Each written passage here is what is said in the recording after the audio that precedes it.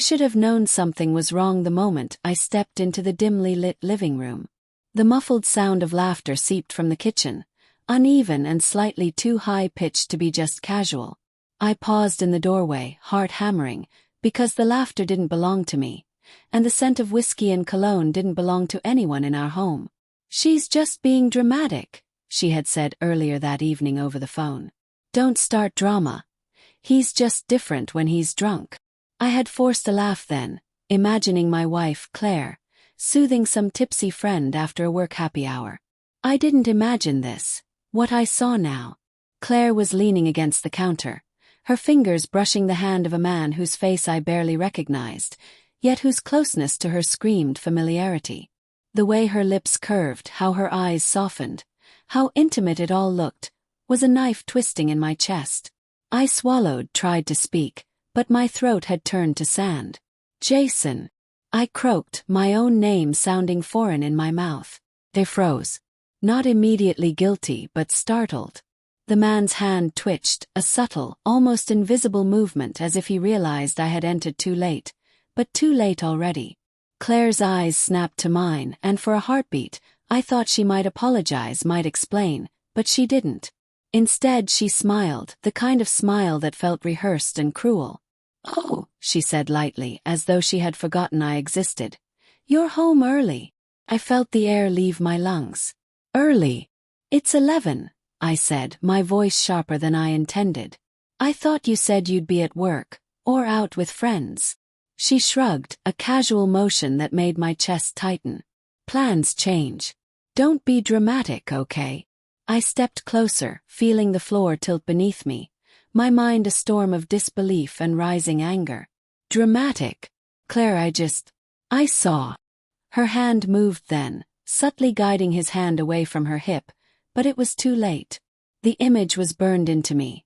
The warmth of his fingers where mine were supposed to be, the familiarity of a touch I didn't give her, and the ease with which she let it happen.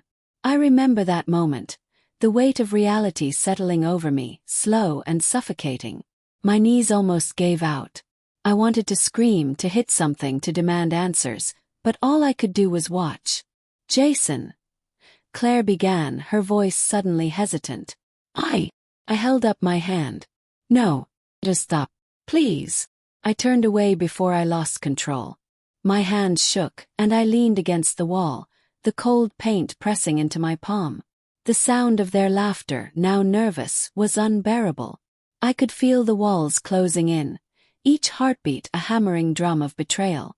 The night passed in a blur of silence, except for the occasional clink of glasses from the kitchen. I couldn't sleep, couldn't sit still. I paced our bedroom, every corner of the apartment now tainted with the scent of whiskey, her perfume, and the bitter taste of humiliation. I remembered the early days of our marriage. The soft smiles, the gentle teasing, the way she'd hold my hand even when the world seemed too much. That image collided violently with the one I'd just witnessed, and I realized with a hollow ache that it might all have been a lie.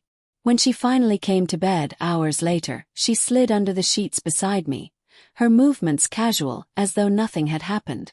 My stomach twisted. "Jason," she said softly, "we need to talk." I didn't respond. My silence was sharper than words. She sighed. "I didn't mean for you to find out like this." I laughed, a hollow, bitter sound. "Like this. Like you letting him touch you. Like you laughing with him." Her eyes widened slightly. "It wasn't like that." "Then explain to me, Claire," I said, my voice cracking, "how that wasn't like that." She hesitated. The weight of her pause was a cruel echo in the dark. I didn't plan it. I wasn't thinking. Not thinking." Snap. "You're married, Claire. We promised." I know," she interrupted, her own voice trembling now. "I didn't mean for it to happen. Just, he's been there. He listens. He's different. And tonight, I made a mistake." I felt my chest tighten. Mistake. That's all it was. 1 hour, one stupid, intimate hour, and she calls it a mistake. I wanted to shake her, to scream until my voice broke. "You call that a mistake? 1 hour.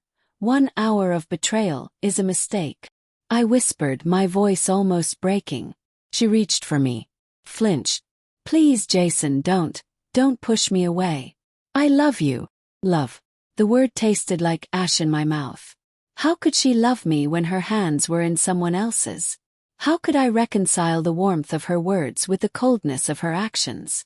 I turned to face her, my eyes burning. If you love me, why did it happen? She swallowed, biting her lip. I don't know. I was lonely. Felt unseen.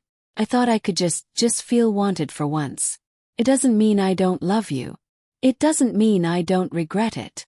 Her words were soft, trembling, but they fell on a wall of disbelief I had built around my heart.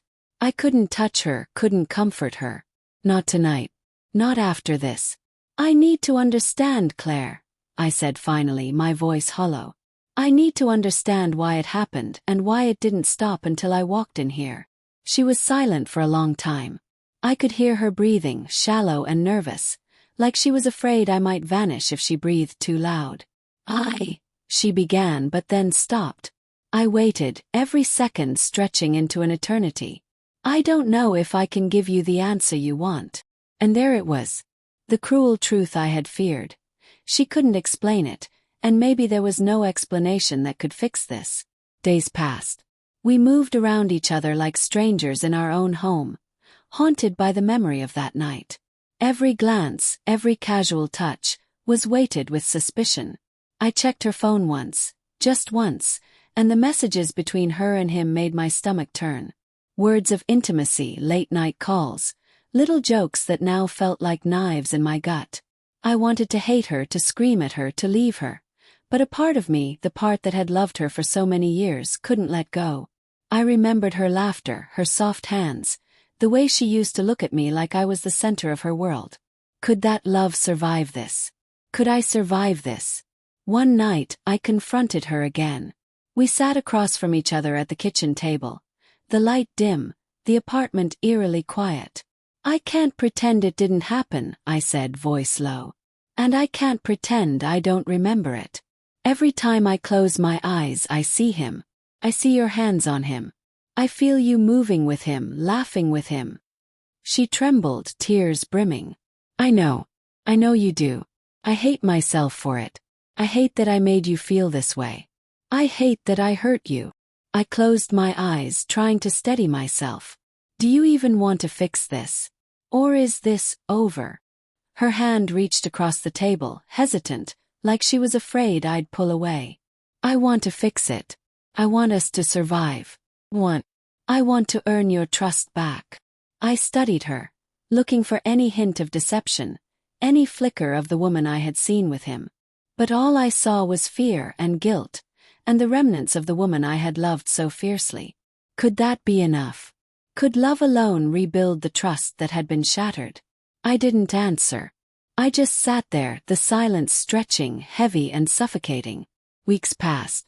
We went to therapy, to counseling, to long walks where we tried to speak without bringing the past into every sentence. It was painful.